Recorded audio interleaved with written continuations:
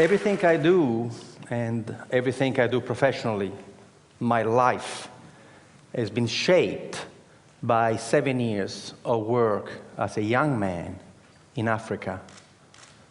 From 1971 to 1977, I look young, but I'm not. I worked in Zambia, Kenya, Ivory Coast, Algeria, Somalia, in projects of technical cooperation with African countries. I worked for an Italian NGO. And every single project that we set up in Africa failed. And I was distraught. I thought, age 21, that we Italians were good people and we were doing good work in Africa. Instead, everything we touched, we killed. Our first project, the one that has inspired my first book, Ripples from the Zambezi, was a project where we Italians decided to teach Zambian people how to grow food. So we arrived there with Italian seeds in southern Zambia, in this absolutely magnificent valley, going down to the Zambezi River, and we taught the local people how to grow Italian tomatoes and zucchini. And of course, the local people had absolutely no interest in doing that, so we paid them to come and work, and sometimes they would show up. And we were amazed that the local people in such fertile valley would not have any agriculture. But instead of asking them how come they were not growing anything, we simply said, thank God we're here.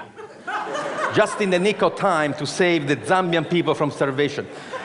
And of course, everything in Africa grew beautifully, and we had these magnificent tomatoes. In Italy, a tomato would grow to this size, in Zambia, to this size. And we could not believe. And we were telling the Zambians, look how easy agriculture is.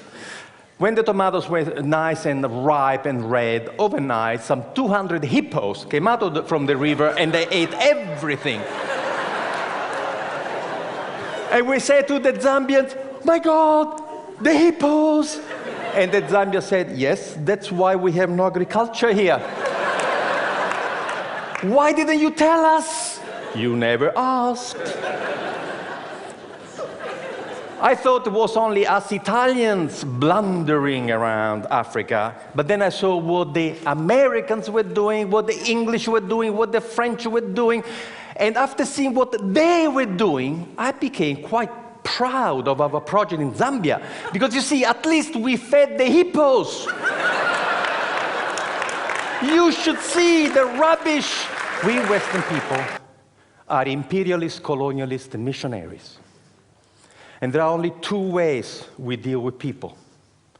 We either patronize them, or we are paternalistic.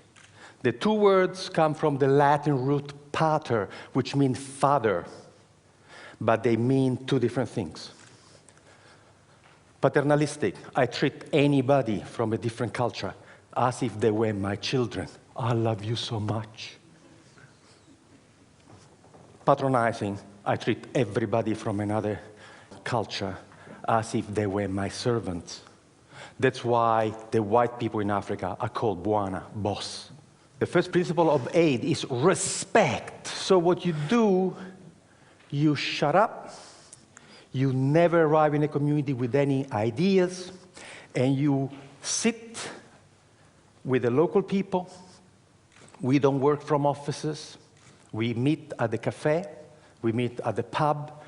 We have zero infrastructure. How can you do that? How can you do? And I said, I do something very, very, very difficult. I shut up and listen to them. Thank you.